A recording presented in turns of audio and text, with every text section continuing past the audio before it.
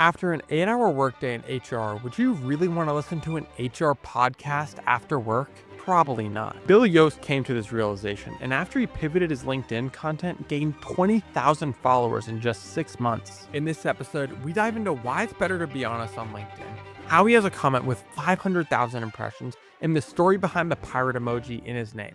Let's get into it. Welcome to Connection Accepted. Today we've got Bill Yost on the pod. Bill, so great to have you here. Thanks for having me. Looking forward to this discussion. So Bill, for the people that have no idea who you are and are meeting you for the first time, tell us a little bit about you and your background. Sure. So I'm Bill Yost. I am based just outside Boulder, Colorado. Currently, I am employed as a people analytics partner at Netflix in the talent analytics department. But I started my career for a company called Protiviti, where I was doing internal audit and financial advisory consulting. Might be some people who are familiar with that work. It's good work if you can, enjoy that type of subject matter. But ultimately, audit is a lot of telling good intentioned people that they're doing something wrong. It doesn't really fit with my personality. I'm more of a, want to be friends with people type of person. So during that role, I started to try to hash out some more data analytics focused work. And so the beginning of my career there was like doing what we would call Sarbanes-Oxley audits and other kind of IT controls testing. And towards the later part of my career, I was starting to, actually get spreadsheets for clients, put them into my trusty Tableau license that I had at the time, and then start to make data visualizations, which was kind of my backdoor entry point into data analytics proper. And it was cool because I got connected with the HR function at the firm, and they were like, "Oh, it was this whiz kid who can do stuff with shitty spreadsheets." And I just started getting all of this data that I started to play with, and it led to the point that I became kind of the firm's first de facto people analyst, despite not even really knowing that that was a thing yet. I got married about 3.5 years into that career, and we were living in Washington, D.C. at the time. It was very apparent that we were never going to buy a house or, kind of live the way we wanted to in a place that was that expensive. So I asked Protiviti if I could transfer out west. They gave me the options of Denver, San Francisco, or LA. So Denver kind of became the choice, given two of those cities are also really expensive and I'd be facing the same problems. I transferred to that office. I was only there for like a week before it became apparent to me that it was not going to be a good fit. The culture was a lot different, and to be totally candid, one day I walked into the office on like a Wednesday afternoon, and I was wearing like a button-up shirt tucked into some jeans, and I got pulled into the managing director's office, and he kind of gave me a little scolding because I need to dress professionally in the office. We don't know if clients are going to come by, which okay, fair, but also we worked in a closet. There was no clients that were coming to that office. We were going to the clients because that's how, consulting typically works. So I kind of found it just not in line with what I wanted to get out of my career. I went back to my computer, looked for tech jobs in the Boulder area, and I happened to find a people analyst role at Google that fit pretty much exactly with the resume that I was building out internally at Protiviti. So I decided to take a shot, and I applied for that role, and I got it.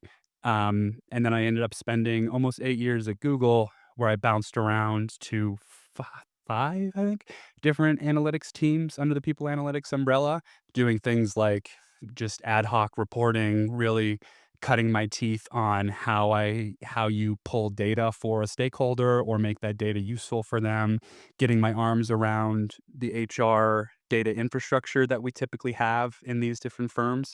And then I started moving into scaled analytic products. So dashboards collectively is the easy way to put that, but it's a number of different products that could range from automated reporting to web applications to even just having to answer a really complex analytical question that other people were kind of struggling to get the answer to.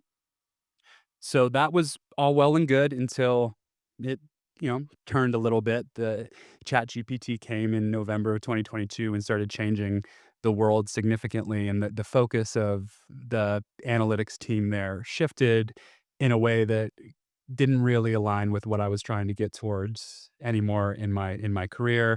And I decided it was probably time to take a look elsewhere. When I found again another Netflix role that fit my experience quite well, applied for that. I got it, and now I've been there for about a year. And so learned a lot over that time. I feel really ancient knowing that I've almost spent a decade now in people analytics in this space. But generally speaking, I also enjoy. My daughter is turning 3 in a couple weeks. We have another one on the way in April. And so we're just kind of enjoying life out here in Colorado and having a good time. Love it. So, Bill, you're currently a people analytics partner at Netflix. And like you said, you've had experience also in this space at Google, another large tech company. Um, what is the main role of people analytics at these companies? It's a great question. So typically, we're collecting a ton of information about both our employees and our candidates at every company. Every company has Workday probably or some sort of HR information system that's collecting all of this info over time.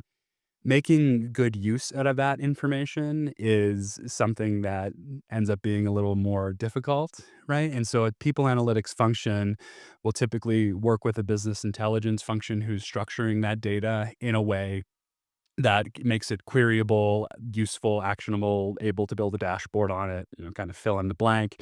And the people analytics team will step in and try to use that data to answer business questions and hopefully drive action towards whatever the company's goals are. Oftentimes, that goal is make work better for employees, but it could also be things like making work more efficient or in trying to measure employee sentiment or engagement or even just figuring out how our recruitment pipelines are looking and where we're hiring from, who we're hiring, the skill sets that are coming through, or even just statistics around interviewing themselves. Like, are we giving the optimal number of interviews? Is a common question that comes across to our team. People analytics spans, I would say, both operational and research arms as well, where we have descriptive and diagnostic metrics that are just trying to answer questions like what is our attrition rate or our exit rate? Like, what is the rate at which people are leaving the company? That actually ends up being like really difficult to calculate sometimes, but that's where people analytics team will step in, figure out how to get the answers to those questions and then get them on a consistent basis through like scaled reporting products, which is where I really cut my teeth in this field. But we also employ a number of, more proper academics, IO psychologists, organizational behavioral psychs, statisticians who do deeper research and analysis for the company-wide level. So that could be answering questions like what's the ideal location strategy that we should be aspiring for to both optimize for cost, productivity, and employee engagement. So it covers a whole lot of things is the short answer to that longer answer. No, that was really well articulated, Bill. And what I'm hearing is there's like the internal aspect of it where you're looking at the employees at the company, and then you're also thinking like externally when it comes to recruitment and managing the pipeline of candidates. It feels like a very relevant role in this day and age, especially as we're seeing changes from the advancement in AI and companies trying to be more efficient. And obviously, there's probably someone, I imagine, who's doing a bunch of work on the back end to try to understand like productivity and efficiencies for each individual employee and how that kind of factors into the hiring pipeline as well. Yeah, I think it's an exciting field to be in. For me personally, I'm a huge data nerd, so I knew, even before I stumbled backwards into people analytics in my earliest days at Protiviti, that I wanted to play with data. I wanted to learn how to use it. I mean, there's the cliche, the data is the new oil sort of thing, which I kind of hate, but it's also kind of true as well because companies are collecting all of this data all the time. But how do we make good use of it is a whole other question entirely that takes a lot of tact to try to address, frankly. And for me, my dad was a car salesman my whole life, so I grew up going to the car lot. My mom ran a Walmart, was a store manager of a Walmart for years. So I've always like been a people person and been interested in how like employees can really shape a company and ultimately lead to its success or failure. So every company, of course, they want to hire the best talent, they want to retain the best talent, but there's really gaps in trying to understand how we can actually do that, and I think that's where people analytics helps considerably because it helps close that gap in trying to understand how we can just make our company work better, make our employees happier, kind of a number of things that it leads to. So you mentioned the AI stuff. It's a very exciting time because, of course, everybody is looking at AI and being like, let's have it like data is hard. AI can make it easier for us. And like that's true to an extent. But I think the people analytics teams across industries sit in a very interesting place right now because we are also acutely aware of the limitations of data. Like it's rare that I take some data, make a pivot table, and then I get this like screaming green answer that's like, go do this thing. And like we can get directionally there. But ultimately, we apply this level of human judgment and apply our knowledge of the business context over top of what we're looking at. And that's where you still, I think, this might be copium for me, trying to preserve my own job. But that's where an analyst, a good analyst, really will be able to thrive is working in tandem with these new technologies to try to understand how it can both make our jobs easier and bring clear value to the business. Yeah, that's fascinating to me, and I do agree with you. I think that, there's a tendency for people to think that AI is gonna completely eliminate, any kind of data analytics type of job, but at the end of the day, I think that the reality is probably gonna fall somewhere in the middle because you're always gonna still need humans somewhere along the way to use their judgment and I think the AI can be a very helpful tool for you to do your job, but when it comes to, like, actually deciding what the right decision is based on what the data is telling you, that's still gonna be a human, with experience and the judgment to be able to make that call. Totally. And even delivering the messaging is still a very, very human element that's required to land that successfully. Because as analysts, we don't go into a room with business executives and be like, yeah, we ran a regression and here are the p values and all that stuff. You're going to lose people really, really quickly. You need to go in with a compelling message that's simple, easy to understand, but ultimately is going to resonate with that end user, that business stakeholder, whoever it is. Oftentimes in my role, we're talking like, the C-suite of the company or like senior HR business partners is who I'm typically interacting with. And knowing how to land that is something that takes a lot of practice and frankly doing it wrong often. I'm a pretty big champion on LinkedIn. I get a lot of haters on this sometimes of being like, you gotta screw it up a number of times before you actually know how to get it right. Like that's learning in a nutshell. To use a basketball analogy, like you're gonna miss a shitload of free throws before you start hitting them consistently every time. And it's the same thing with writing a SQL query that gives us data output. Sure, you might get to the right answer after some elbow grease is applied or whatever. But I guarantee you there's always a way to write it better, do it more efficiently, do it so you reduce your chances of being inaccurate. And so it's this constant learning journey that I think only comes with time. Where I make people mad on LinkedIn is because you have people who pretend they've done everything perfectly out of the gate. And I'm just like, no, you didn't. Stop lying to us. Bill, speaking of LinkedIn, you've got 26,000 followers and you have a pirate flag next to your name. I have a lot of questions, Sure. but let's start with why did you put a pirate ship flag Uh, next to your name? it's both a satisfying and a totally not satisfying answer.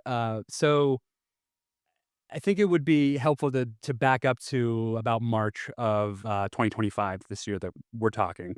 Don't know when you're listening to this podcast. Maybe it's in 2045. Hope you're doing well out there in the future.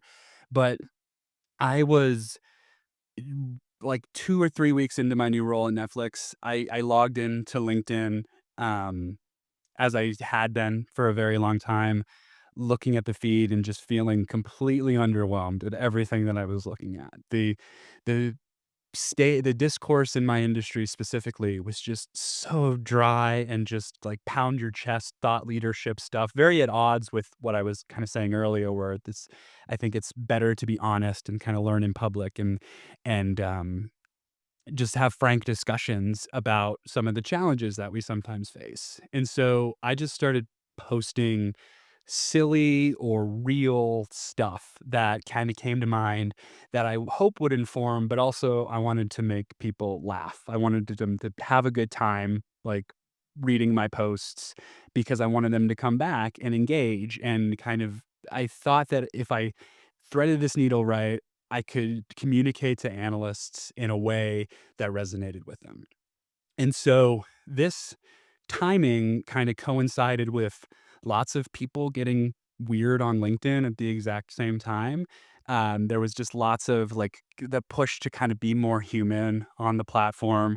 You were seeing creators like Nick Power start to pop with some of his posts that were completely shattering the mold of what LinkedIn posts look like. And there were also, I noticed, a lot of people who are doing funny things with their names, all caps, low caps, yelling at you kind of up and down kind of capitalization. And so I put up a poll that was like, how should I capitalize my name? And the proper capitalization actually won. But Nick Power, who I just mentioned, he commented offhand and said, "I don't care what the capitalization is, but you should add a pirate flag." And he puts the pirate flag emoji in there. And I'm just like, that's so off the wall and hilarious. I'll do it. Sure. Maybe I'll do it for a week, maybe I'll do it for a month, who knows? Like I'm just going to put this in my name. And then I put it in there, and people just start associating me with the pirate flag very, very quickly. I mentioned earlier that I made some people mad on LinkedIn. It gets to the point where people are like, trash talking me in comments and only referring to me as the pirate flag. It just became this accidental brand overnight, even to the point here, this will be a messy camera swip, but someone sent me a pirate flag like in the mail. It's hanging up here in my office. And so um, it just kind of stuck and it became this accidental thing that now I'm terrified to get rid of because so many people strongly associate that with me that it feels like almost too good to be true. But yeah, so the short answer to the question is it was just a simple suggestion that I giggled at, and then the rest is history at this point. That's incredible. And I can't believe someone actually sent you a pirate ship flag.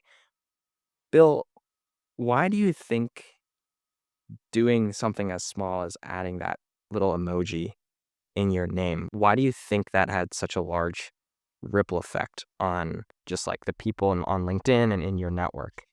What is it about that? It's visual. It's actually it goes back to my first big realization when I was cracking into data analytics is the let me tell you that story about like my very first win way back in Protiviti. When I just got a Tableau license, which it's a data visualization software for any, listeners out there who are like, what the hell is he talking about? Takes data, makes charts, dashboards more specifically. And I was able to beg my managing director at the time to get me a license because I wanted to fool with some of this work for a client that I had. And this client that I was working with, I was a co-sourced resource to their internal audit department. I was working with a fraud manager who sent me this data file, just a spreadsheet of T&E spend. So number of credit card swipes and the amount and like where those dollars went or whatever. And I took this file that he gave me, I put it into Tableau. I made a very simple scatter plot, meaning like on the x-axis, it's the number of times they swipe the card. And on the y-axis, it's the number of dollars, right? And the dots were the people. And so the reason you make a scatter plot is so you can look at the chart and see like, oh, somebody's spending a lot or somebody's spending a little. And there's this dot all the way up and to the right. And so all I do is make this simple scatter plot. I didn't even know what I was doing at the time, but maybe it took me 30 minutes. I emailed it over to the fraud manager, and within 10 minutes, I hear his door swing open. He's like, Yost, get in here, get in here. And he's just all like, hush hush about stuff. So I'm like, Okay, man, what did I do?" He gets me in the office, he shuts the door, he spins the monitor around me all dramatically, and he's like, "Do you see this?" He's like, using his pen. He's like, "Do you see this point?" I'm like, "Yeah, man, it's the one all the way up and to the right. It's like the whole reason to use a scatter plot." He's like, "I think this is real. I think this is a real fraud. I'm gonna look into this."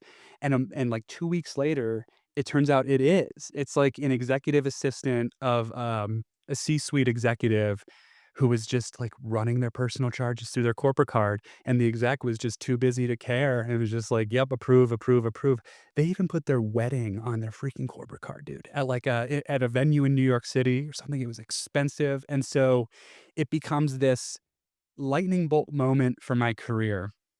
And honestly, it's something that many data analysts could hunt for years and, like, never actually achieve. Like, there's a luck element to this, right? And the big realization for me is, the meme where, like, the guy's holding the trophy and just, like, looks freaking confused because, yeah, I don't know, he doesn't deserve it or whatever. I felt like that because I didn't do, in my opinion, anything. But I did do something, right? I made it visual. I made that data actionable for a person who wasn't gonna be able to make it useful otherwise, because he was sitting on his file the whole time but had no idea what to do with it. And that to me was this light bulb moment of, if you can make something visual for somebody, it can resonate with them in a way that text or numbers or data never ever will. And so to tie it back to the pirate flag, that's a visual indication of me. Sure, everybody has a name on LinkedIn, but an emoji adds color, it adds picture, it adds context to it, and it helps people really identify you right out of the gate. And at this point, I think if someone sees people in my circle see a pirate flag, they're probably going to be like, "Oh yeah, that's like the pirate flag Bill uses in his name." So that's why I encourage people, do funny emojis in LinkedIn until they take them away. Which I think they're actively trying to do. It's useful to just stand out and be a little more unique on a platform that historically hasn't valued such a thing, but it's shifting that way. And I think that's a very positive shift in the platform. Bill, Matt, can you guys hear me now? Yeah, you look good now. Awesome, thank you. And I definitely, with this shirt, cannot be hired at your previous employer. And sorry for wearing the blue floral on at this hour on a Sunday. That's a But nice shirt. uh, thank you. I wore it to the Derby last year. But going off your point, Bill, about the emoji and the personal in your name, I think having that stick out and hook is the same reason that my post about having a punchy personal title stand out. And I think that's also probably why you have a different personal title. Because if you have a title that says CRO or VP, everyone's just going to scroll past that and it's not a unique brand for you. But if you have a pirate emoji in your name, or if you have a punchy personal title that says Cookie CEO, that makes someone want to click and learn more about you, just like the pirate emoji does. I 100% agree, and it's why I love when I see your posts come through the feed and people are getting angry. I love when people are like, "Oh, they have so many followers, they clearly know what they're doing," and it's just like, you're missing the point entirely here, friends. But, I mean, LinkedIn people and missing the point, name a more iconic duo. That happens all the time.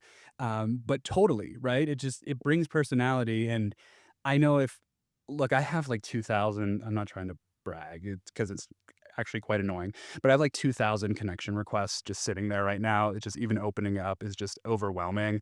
I swear, if I like searched for founder, it would pop like 500 of those hits. Right? It's like everybody's a founder. Everybody's a CEO. Like, tell me something unique. Tell me something special. And to be honest, if I do see an emoji in a name, I'm definitely more likely to be like, all right, you're in, and hit accept on that request.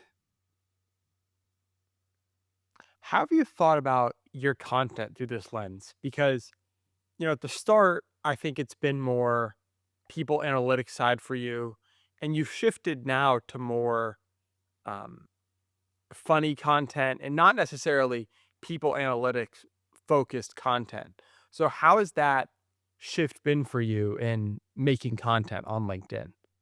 Yeah, I don't know what my content pillars are anymore. It's just like an ever changing target for me. I think fundamentally I want to write stuff that I would want to read, right? I want to put content out there that I hope collectively lifts the LinkedIn ecosystem, which is typically pretty just curmudgeony and dry and very, very boring. As I said earlier, that was kind of the motivation to get started. Just just back in March. I mean, I've only been at this for like 9 months or something, which it seems crazy because it's both a short amount of time and a LinkedIn lifetime simultaneously. But for me, the content started shifting to more funny as started realizing how just dry people analytics topics are in general, combined with the fact that like there's other people doing that stuff, right? Like there's lots of people analytics influencers or thought leaders out there who are happy to just wax poetic about what people analytics is all day. And I see those posts and they don't do very well often, right? Granted, they don't have the same reach of like my account at this point or whatever. But people who are working in people analytics all day long, I don't think want to go into LinkedIn and read more about people analytics. I actually equate it to the same as um like a podcast. Like I've people have said to me before, you should do a podcast about people analytics. And I'm just like, dude, I've worked with hundreds of people analysts at this point. At Google there was I think the function was like 120 people strong or something like that.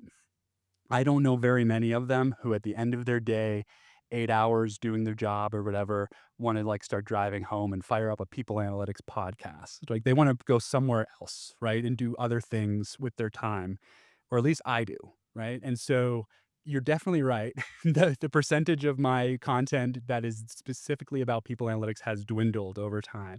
I still try every now and then to throw a post in to kind of like keep my bona fides, if you will. And like, because this is the challenge with being funny on LinkedIn is people will also think that, perhaps you're not very good at your job or you're using that to mask, using the humor to mask that reality.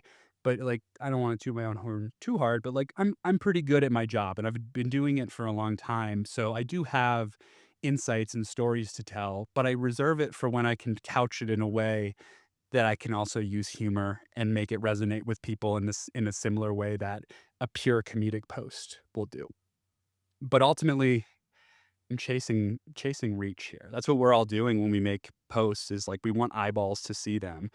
Nobody says, "Yeah, I want," well, some people do, but like nobody says, "Oh, I want to go viral." But in our heart of hearts, we would love it if all of our stuff went viral. Like there's a feeling of, "Oh, it's a good time investment," or it's just resonated with people. And the reality is the purely comedic stuff, or when I'm poking at LinkedIn, just making fun of whatever new stupid policy they put in place or algorithm changes or whatever, that content does well because it reaches further.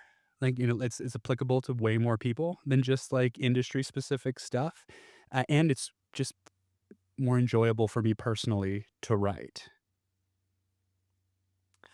I also think what resonates a lot with the audience about your funny content specifically is that when we had Kevin Baker on, he had that viral Costco post, and he said that there's a little aspect of it where the audience isn't totally sure if you're joking.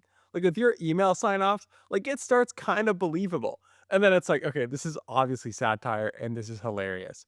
So when you're writing these posts, what is your process like all the way from, maybe you're on a walk, you have the idea, all the way to hitting post on LinkedIn?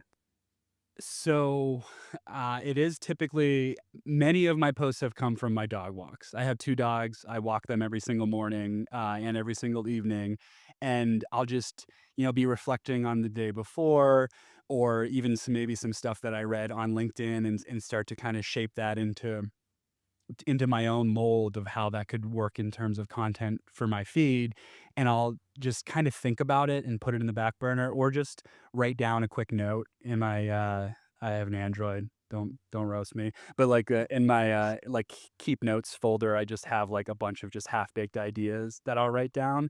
And then mostly I work out every morning, trying to fend off death or whatever.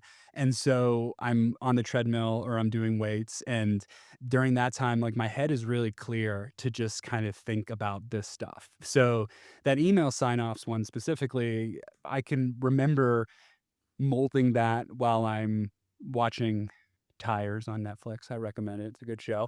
I'm watching Tires and I'm just thinking about some stupid email where that someone else wrote, where the sign off like didn't really fit the the tenor of the email itself. Like it was just like that was a weird choice. I don't know if I would have used that sign off, and it made me think like, do we ever know what the right sign off to use is? Like I could kind of shoot holes at any single word specifically, and so I just started building this in my head after my workout. To cool off, I'll go over to my computer, and that's when I'll open up LinkedIn, respond to comments from the previous day's posts, and look in my messages. But I'm pretty shit at answering them, to be honest. And then I'll start drafting up the post itself. So I'll typically, this is where people can roast me if they want. I'll put the whole idea right into ChatGPT, and I'll be like, frame me up a post around this topic. And for the email sign offs, it was just like me just quickly putting each sign off and then my little bit about each one. It spits me back it in more of a formatted list that then I'll move into a Google Doc and then put back into my voice. Because like ChatGPT does stuff that like I just would not ever say, but it is useful for like getting to that, like I'd say taking it from the 25% to the 50% is using the AI stuff. Typically I'm using ChatGPT. Sometimes it's Gemini. Gemini doesn't really get me or what I'm trying to do. So I end up going back to ChatGPT often. And then I'll refine it for no more than 10 more minutes, because this is the other thing that I've realized is the more time I spend on a post, ultimately the worse it does. I don't know how, but I feel like people can tell. Like if you spend a lot of time trying to make the picture perfect viral LinkedIn post, it flops every single time. And so I both don't want to spend too much of my life writing LinkedIn posts, but also in the face of that reality that I personally think taking too much time is going to result in like not great results. I'll try to just get it to a point where I'm like, it's 90% of the way there. Like, let's just fire it and see what happens. And then those posts are often the ones that do the best in my experience. Bill, first of all, I love that you're so upfront about how you're leveraging AI to write your content. And I think there's two groups of people, right? There's the group that is absolutely anti-AI at all costs, and whenever they see any post on LinkedIn or X that has a semblance of AI input in there, they are very quick to be like, "Oh, this is AI generated," and write it off. And then there's this other group, right? Um, or right, like what I was saying basically is there's those two groups, and you sound like you fall in the group of the people that see AI as more of a positive tool when it comes to content creation. So you've incorporated it into your process. Something that I've personally noticed that I'd love to get your thoughts on is like at what point is, let me take a step back here. I you can tell I've got like a lot of thoughts on this, but Sure. AI is basically trained on vast amounts of written content on the internet. So in a way, it kind of does know how to write well if we're thinking about it from like a structure standpoint or just how to build an argument. It kind of understands how to write better than some people. Some of us are not the best at organizing our thoughts, and so I think like those people could very much benefit from having an AI help them review their content or even like how you use it use it as a thought partner or to help you structure something out to work with. Give you a little bit of clay that you can then obviously mold into the end product. But uh, what are your thoughts on people who are completely anti-AI when it comes to content?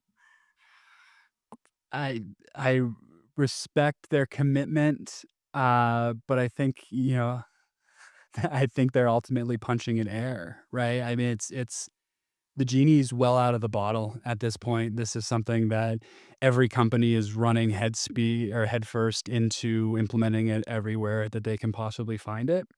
I think, early on, I definitely personally had a bit of resistance in I think the way many people felt about it. But as I came to see it more as a useful tool and one that could benefit me in specific swim lanes. Like I mentioned earlier, I don't think it's gonna fully replace analysts. The human element is still gonna be required. Putting the LinkedIn content lens on top of that, like, the ideas are always still mine.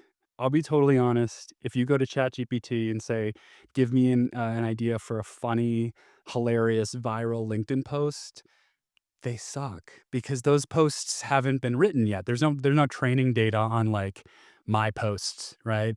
Or Daniel's roasts of people's headlines. I mean, yet. Eventually, of course, all that content will be in there, but I'm still not convinced that the original idea generation is something that this generative AI, LLMs, really excel at this point in time. And so when I realized that I could plug it into my work stream and make it work effectively as an editor for me, because prior to doing this stuff, I wasn't posting on LinkedIn very often, but if I was, I would probably send it to a friend, right? And ask it the same questions. Ask the friend the same questions like, what do you think of this? Could you help me edit this? I'm also like not a very good writer. So even just like putting it into like good grammar or formatting or getting it ready for human consumption is something that even if I was to write a book, I would still rely on an editor to do so. So I see these tools as a scalpel for sure. Like, I think the challenge becomes when people wanna use it as a sledgehammer and think it's gonna do everything for them, like, that's not the case. But when you can figure out where you can specifically use it to enhance your workflows, and whether that be LinkedIn content generation or, I'm using it at work in a similar fashion where, "Hey, I know exactly what I need to do for, let's say, some SQL code." I explain using my own expertise and judgment of what I'm looking to achieve. It gives me code. I pop that code in, review, make sure everything is working. Sometimes it's perfect, sometimes it's not perfect, but in both cases, it saved me a lot of time. And I think recognizing it as a valuable time saving tool is something that it would benefit you to lean into instead of run away from. Again, I'm gonna catch some hate on this. I really, really know it. But I challenge you, if you think you can do what I do content-wise fully with ChatGPT, try it. I think you're gonna be a little disappointed. Like, we still bring something that's very unique and, important to the table when it comes to this stuff. But if someone's if someone's gonna give me a car, I'm not gonna say, "No, I'm walking." I'm gonna Yeah, use the tools at my disposal, and I do see it as a useful tool at this point. 100%, Bill. I mean, I think people in general are generally resistant to change. Oh, yeah. So when you see something as powerful as AI come into the picture, there's always going to be, at least in my view, a group of people that are anti whatever it is. Um, and they'll sort of fixate on the negative aspects of it, Yeah. but it's never as black and white as they make it seem. One of the just a random thought that came up as you were talking about that was just like how now, if you're a good writer, you almost run the risk of people accusing you of using AI in some instances. If, for example, I'll just throw an example. A very common tell for AI generated content is parallelism, Oh, when yeah. your sentences are, maybe you have two or three sentences and they follow the same sort of rhythm and structure. Yeah. What if you're just a really good writer and you happen to understand that really well? And so you're writing a post or you're writing, maybe it's not even on LinkedIn, maybe you're writing for something else and you just happen to use that. Or maybe you just happen to be really good at using rhetorical questions in your writing. So you're like, what's the lesson here? Or, what's the result? You almost run the risk nowadays of people accusing you of using AI for your content, even if I'm sure there's folks out there that are not using it and are just very good writers. But this is such a niche thought that I had there. But what you said sort of reminded me of that because I think that AI is a very powerful tool for content creation, but we're still in a phase where people are getting comfortable with the idea that content leveraging AI can still be original and can still be authentic to you, right? Like Bill Yost's content, even if there's some sort of like AI assistance and editing, doesn't necessarily make it the same as someone else's.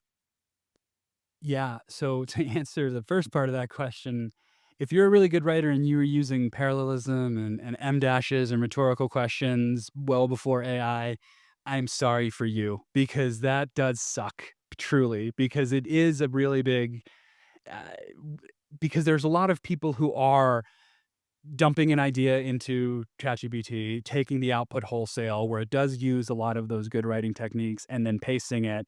The problem is not the parallelism or the dashes or the whatever. It's the content still feels very AI generated, right?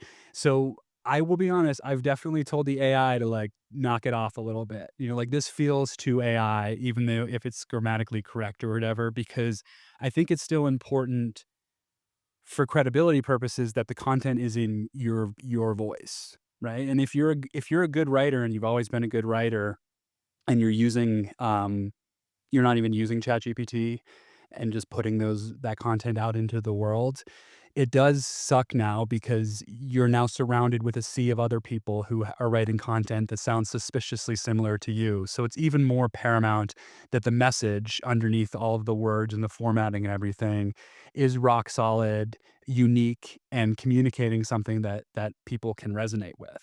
I think when you have both a bad message and all of the AI tells, that's the perfect storm of people being like, "Oh man, what are you doing? This is just the absolute worst." But I don't think that, people should shy away from all of these techniques that AI is making popular because they're typically the right things to do. In fact, I've been trying to learn how to use M dashes properly. I never really used them before, and, everybody started I always just used the short one, whatever the one on the keyboard is, like, that's the dash. I didn't even realize there was different dashes, to be honest with you. Was not good at English in school, never really paid much attention, more of a numbers guy. But I don't think it's right that ChatGPT can just claim the M dash from us, and now everybody can just like cry foul whenever they see one. So you'll see me use it when appropriate in my posts. And if someone wants to call me out for using AI, I'll just go back to the original. Okay, well, you make ChatGPT write this then, because I bet you don't have the original ideas that it's going to require to kind of bring this off the ground to begin with. Um, it does remind me of a post I had a few months ago. I I did this bit where I said, ChatGPT invented the M dash, and it's a government psyop to make you believe it's always been around for all of these years. And I had people commenting like, Emily Dickinson was writing with the M dash in the 1700s, and I would just commit like wholly commit to the bit and be like, "No, no, no, no, no. They went into the Library of Congress and they rewrote all of the copies of Emily Dickinson's work to place the M dash there to make you think it was around." And like people were getting really, really, really mad. And it reminds me of Daniel's post when he's roasting headlines where you stick to it, you commit to it. Like, no, I don't think that the M dash was created by ChatGPT, but leaning into the humor around that made for a pretty funny post. I did get a lot of hate mail for that particular one.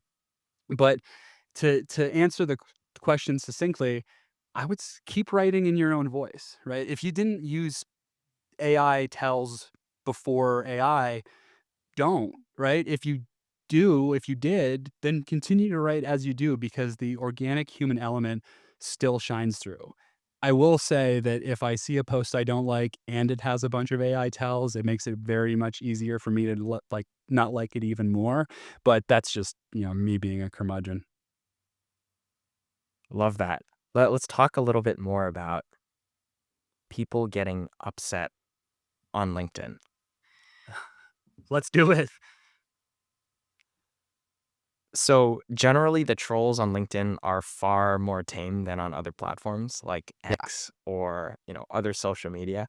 But Daniel and you are both, it seems at this point, experts at putting out content that you know most of the population probably sees as okay. It's just like all in good faith and good fun, oftentimes. But then there's always this percentage of people who get really, really upset. Why do you think that is? I wish I wish I knew succinctly. I have theories. I mean, there's obvious ones like it's a tough job market, and this is a professional platform. So you have people, or who pretends to be a professional platform, and you have people who just feel really raw in the moment. So if you see somebody who's like very transparently clowning around, then it can be off-putting, and they might just have a tendency to lash out. Um, for me, I find my trolls manifest most often, and sometimes I'm baiting them because I find it funny when I say anything conclusive about data or specifically like SQL, structured query language is the bread and butter that we all use to kind of ask questions of data. And the one that brings out trolls so often is I will conclusively say something like 3 months ago, I did a post that says, like, "Sequel is pronounced sequel." Let me back up. I pronounce it like that. You could pronounce it SQL. That's another very common way of approaching it. I've heard it both ways. I care not how you actually pronounce the thing. I just think it's funny that we have this, like, divide of even how to, like, communicate the most common, data language that we use to interact with stuff.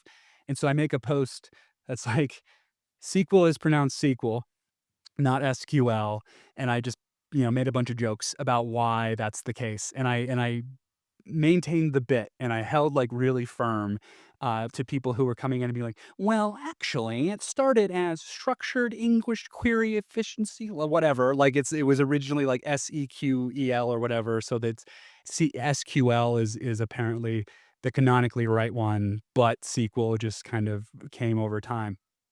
And so people will get really, really mad about that, and it's bewildering to me because, 1, it matters not in your life what I think of how you should pronounce a specific word, but just the fact that people see it in their feed, get enraged, and will just start commenting really, really mean things that then I'll, of course, continue to lean into and be like, "No, you're wrong, it's pronounced sequel."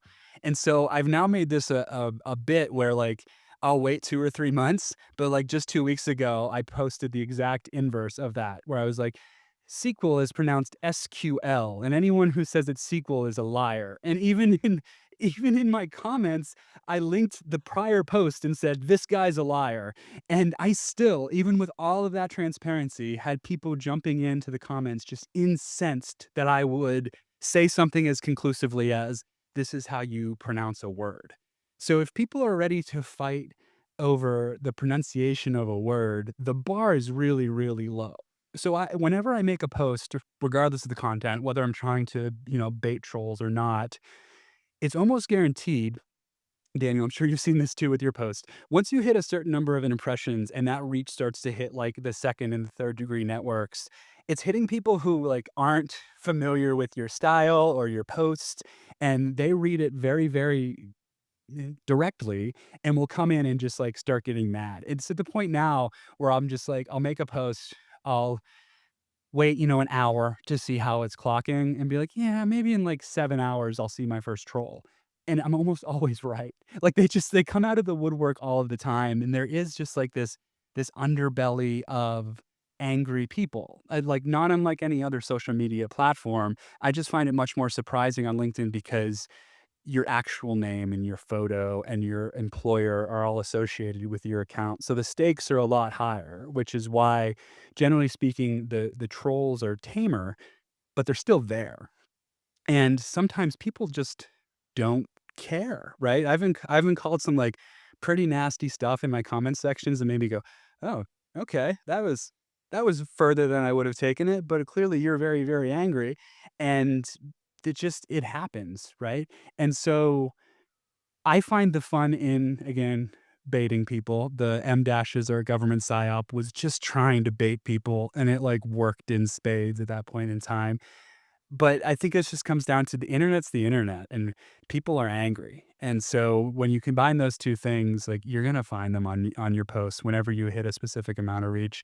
And I think the ultimate, the omega level of this is once you get onto LinkedIn Lunatics, which I've been on there a couple times, like, boy, that's now you're on Reddit and all bets are off. Like people are fucking mean on that platform. And so I always giggle when I see someone reference that they, made it to LinkedIn Lunatics because that's just like, yep, that's the end run. That's as you think you've gone viral. You haven't gone viral until you've made it to Lunatics and you have a 500 comment Reddit thread all just like calling you the worst person in history or whatever, because those people are all, hiding behind their usernames and don't actually have risk associated with what they're saying online as we do on LinkedIn. Why do you guys think the trolls do it? Well, I was gonna say, Bill, back to the original point, these posts get a lot of impressions. So trolls or not, they are getting seen by a lot of people. And if that's your goal, these posts are great at that. I even just had an idea. I think there's something you can do with remote work and somehow making fun of it, saying like, there's huge productivity loss. It's awful for society, just making fun of it in so many ways, like to the extreme. Cause I think that's what really draws the emotion out of people when you say crazy stuff like that. Like something that's just inherently black and white that's really just not. Absolutely. People do hate it if you take a conclusive stance on anything, because you get a lot of the like, but actually, people. A good example of this is many months ago, I did like my top 10 data visualization rules, similar to the email sign offs one. It was rooted in some sort of truth, but like it was all very definitive and conclusive and left no room for asterisks or anything like that.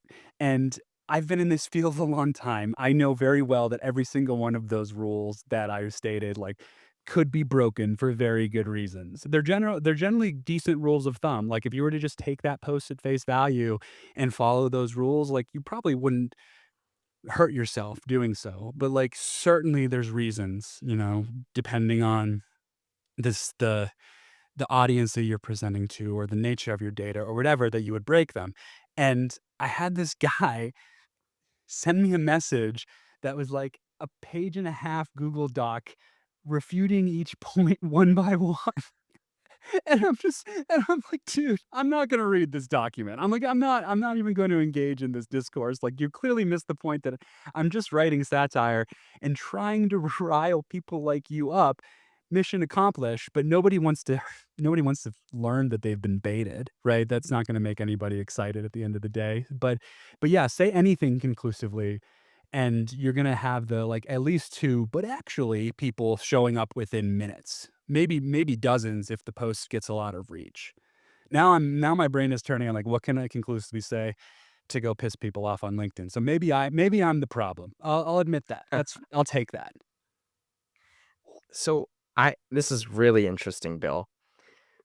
Personally, I think that, and maybe I'll get hate for saying this too, but in the spirit of this conversation, the ability to see something on your feed and then to suppress whatever initial emotional or gut reaction you have when you see it and not be reactive to it in that kind of a way, but really to like take a step back and think about, all right, first of all, not everyone, it's okay for someone to have a different opinion than me about something. I don't need to lash out against them because they hold a different opinion that maybe I disagree with. Uh, But second of all, I also don't need to respond to it in a negative way. I don't need to actively comment or DM them, uh, a hateful comment or message. I think it kind of makes me think that there's also an element of personal satisfaction in sending that kind of a message or making that kind of a comment. Of course, there's the repercussions aside, but I think for them in the moment, that's not what they're thinking about. They're not thinking about like second and third order consequences of maybe your boss seeing that you left a hateful comment on someone's post. Uh, and I say this because I've been creating content for a long time as well, um, on LinkedIn starting this year, but on YouTube for the past 2 or 3 years at this point. And I've gotten lots of hate comments as well. And I, it's just something about human psychology, uh, when you see something that you disagree with. And the more deeper the disagreement with whatever statement it was, especially if the statement was made in a very conclusive manner, like you're saying, the more likely it is that someone is going to want to impulsively react negatively to that. At least that's what I've observed. 100%. I don't even know what to add onto that, to be honest with you, because I just agree with it so sincerely. There's an instant gratification element for sure, right? Where it's just like, I'm gonna tell this guy he's wrong and he has to know about it.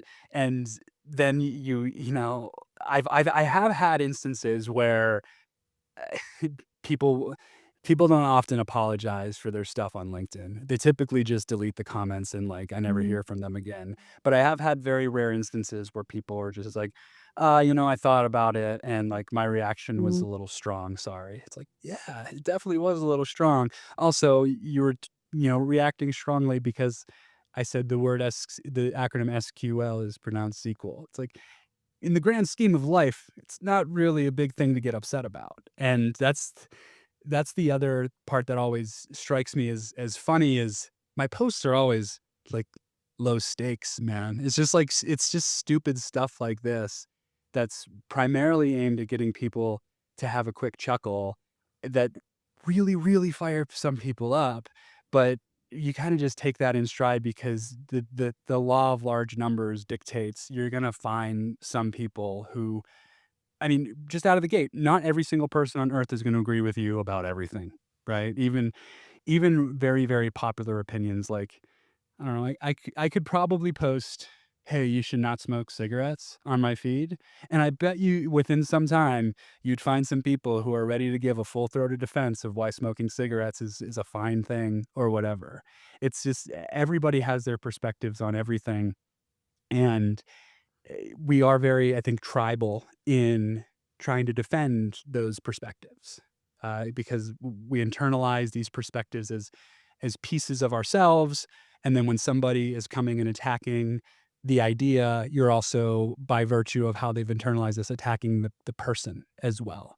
And again, when you hit this, you just got to laugh and let it roll off your back because your following gets large enough, even you have one post go viral, you're gonna find these people. It's not very hard to I do find they're always like third degree connections. That they're never like in my network because people who I've connected with or have connected with me, they're kind of in on the joke at that point, right? And so your reach goes further. You're getting to those farther expanded networks. Like, yeah, you're gonna hit more people who just don't see the world the way you do. And that's okay. I would just say, be nicer to people on the internet. There are actually humans on the other side of these keyboards. And I have been mean to people myself. Sometimes when I'm in a back and forth with people, I've absolutely said things that I've come to regret. I do try to apologize when it's warranted, because I think that's something that I hold very dearly is the ability to apologize, like the full-throated, like, "I fucked up," that you can give somebody it moves mountains in terms of, like, developing rapport and a relationship with people if you want to develop a relationship with them. I have had people who are just, like, drunk and flailing on my comments and just saying all kinds of awful things that I'm just like, "Yeah, the block button is probably better suited for you in this particular circumstance." But I don't aspire to block most of LinkedIn, right? Bill, before we get into good idea, bad idea. I want to shift gears a little bit to ask about some of the other ways you've grown on LinkedIn. Literally from like 0 to over 20,000 followers since March, which is crazy. And this interview will probably be airing in 2026. But how else have you used comments and stuff outside of posts to grow your following and grow your impression count? Oh, for sure. Commenting is probably my preferred way to grow the network. Uh, there's there's two main swim lanes, I think, for comments. It's when a big account posts something that I think is funny or resonates with, it's a great way to make a comment on that post and get a ton of exposure that you would never ever get through the post alone. I had a comment on Becca Chambers' post many months ago.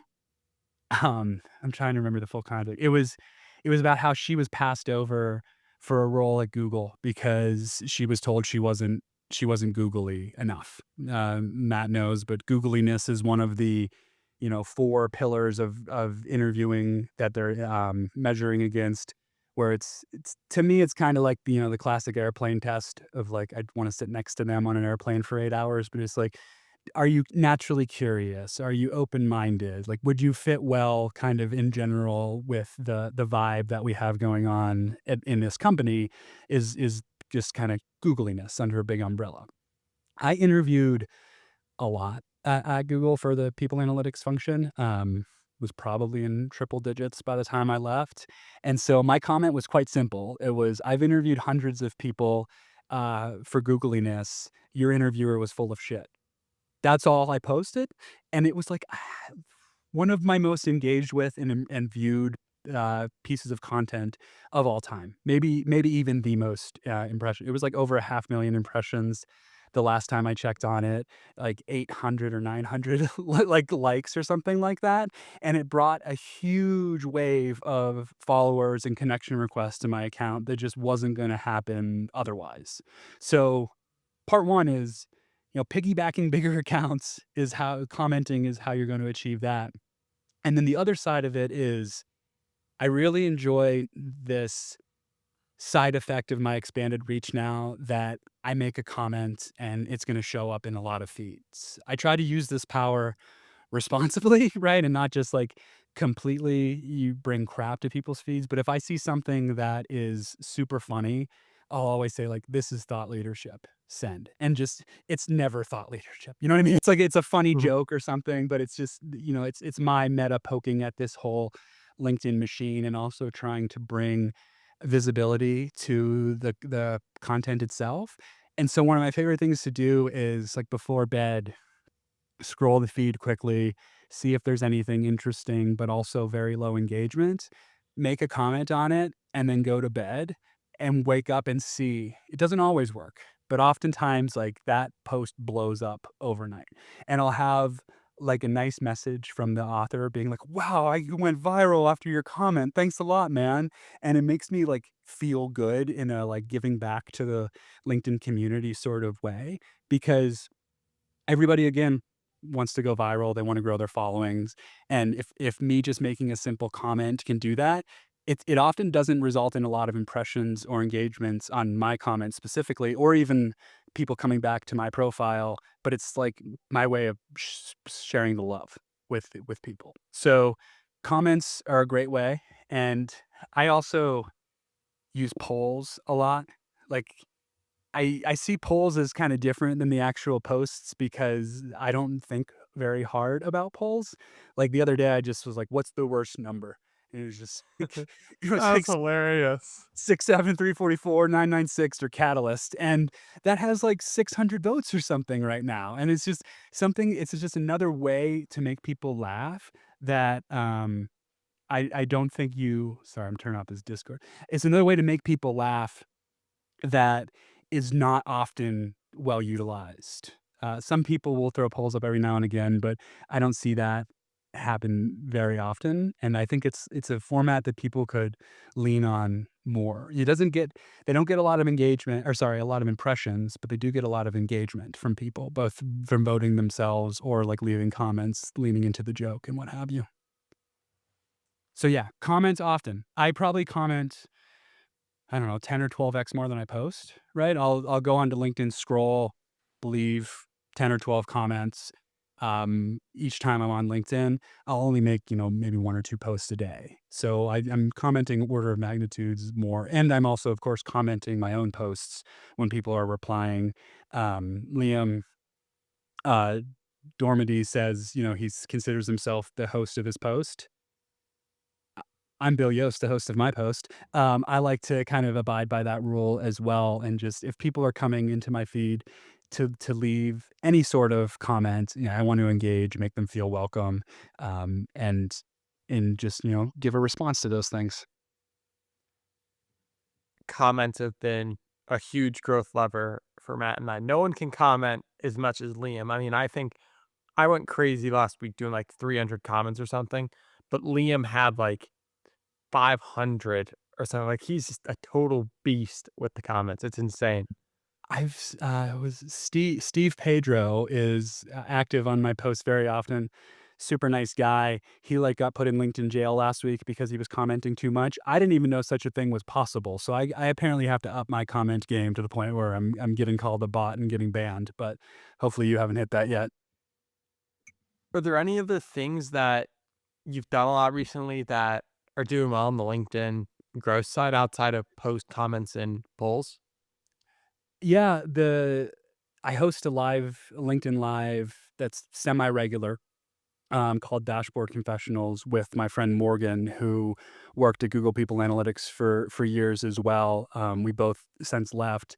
We we joked about doing a live for kind of months over text message, and then for some reason, probably in August or September, just decided to go for it, and it worked really well. I did not expect that a lot of people were going to log on to LinkedIn on a Friday morning to watch two data nerds just yak it up about data stuff. But it's worked in a way that we're definitely thinking, we need to continue this into 2026 and figure out how we can be more consistent and use it to really build a data analytics community in this space that we're proud of, because ultimately we're still community building. And even if we're shit posting and making jokes on LinkedIn, it's still in service of trying to bring people together, inform, and create kind of this group of folks who can lean on each other across industry. And so yeah, do LinkedIn lives or be guests on podcasts. It's really come full circle for you, Bill. It started as posting a lot of people analytics, then more into the funny content, the polls, the comments, and now it's circling back with the LinkedIn lives to more It data is. content and And I building a and I community. forgot to mention, but I have done two comedy-based LinkedIn lives. Called it the funniest hour on LinkedIn. I did it with Nick Power, Brianna Brugge, Brooke Sweetar. We are awful at scheduling and getting things going, so I don't know when the next one would be. But that was kind of the dashboard confessionals equivalent of bringing the weirdos on LinkedIn together to have a little fun. We did a late night live a couple months ago that did pretty crazy view numbers, given it was 10 p.m. Eastern, I think, when we went live, and we made some jokes for an hour and logged off, and it got a lot of plays even through the weekend, and a lot of good feedback around that. So it doesn't always have to be thought leadership lives either. You can just Mm. do it to have some fun. Awesome. Well, I know we talked about this a little bit earlier, but I have some ideas prepared for you. I'm going to grab my computer and hope my jank setup doesn't fall apart here or the Wi-Fi doesn't go out. And I have some ideas that I thought about for you, and All I'm right. curious to hear your thoughts. So, the first one is making your experience section sound like a resume. Is that a good idea or a bad idea? Bad idea. I don't want to read resumes when I'm supposed to read resumes. I agree. Okay. The next one is what I call the anti feature.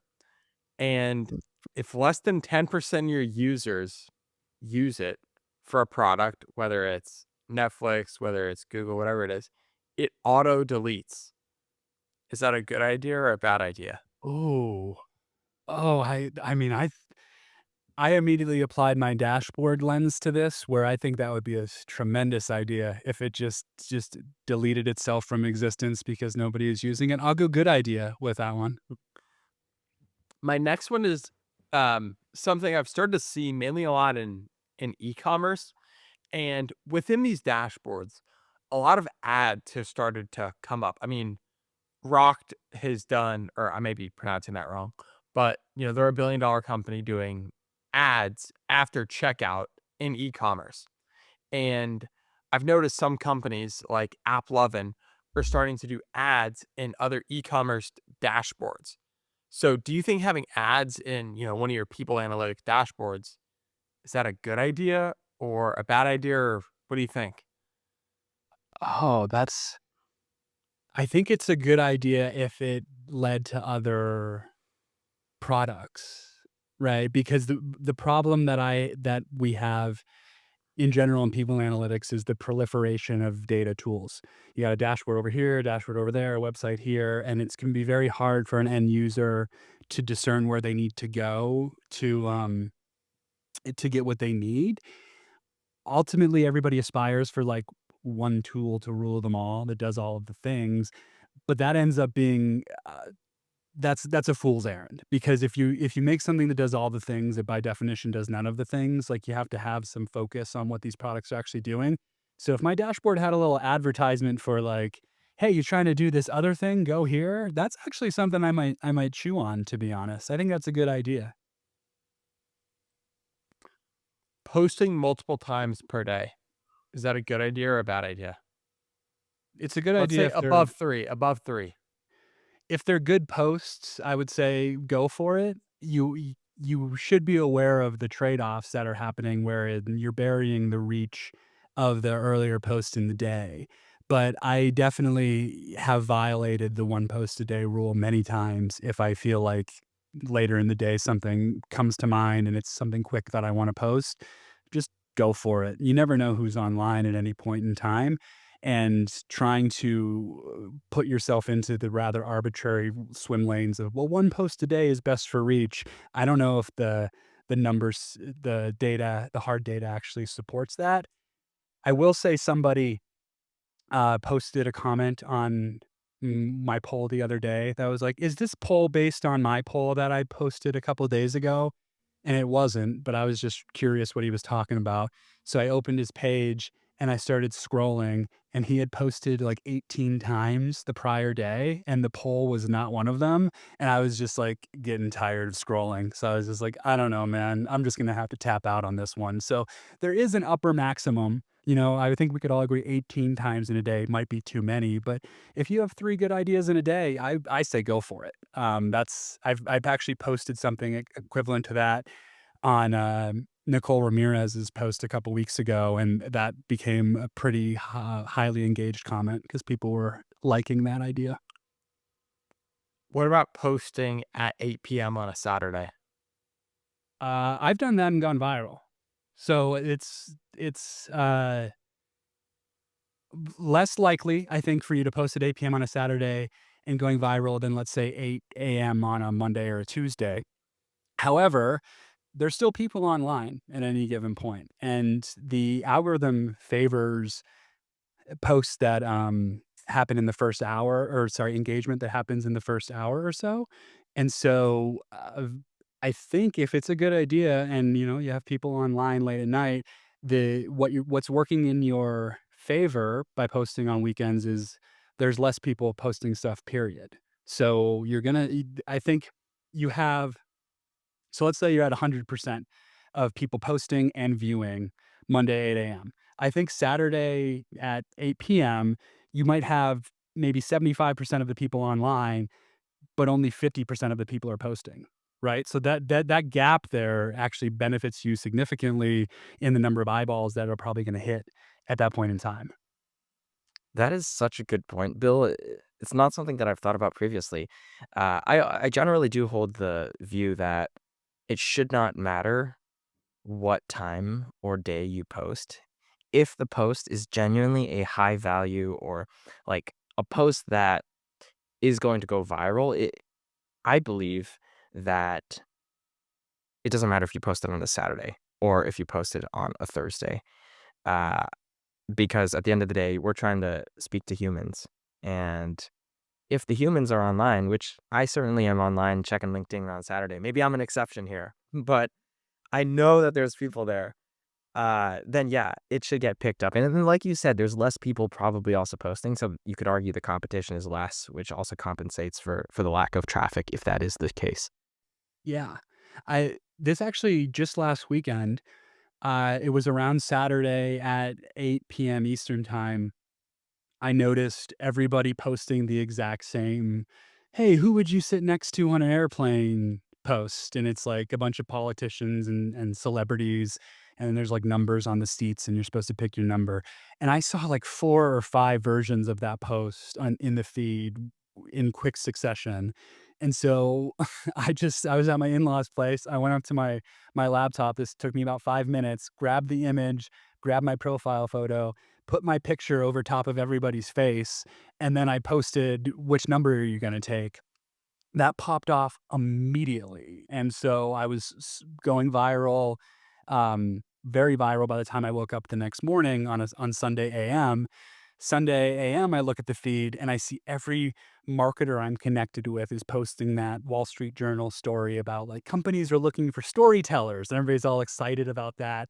And so I just had this quick idea to fire up the editor mode or whatever in Chrome, change the word storytellers to LinkedIn shit posters, screenshotted that, and then posted it while my other airplane post is still going viral, and that thing lifts off immediately as well. So then I had 2 posts, both posted at inopportune times that were doing quite well because the content held up. They were convenient jokes. In fact, the your face over the air, every seat on the airplane thing, that was, like, getting knocked off by people within the day. I was getting copycats doing the exact same thing, which it's a good post if people just are blatantly stealing it. Bill, 100%. I've seen that airport post all over. And the Yeah. reason I asked this, good idea, bad idea, is because my post last night, the one of Sean of Dude Wipes, was posted at 8 p.m. on Saturday.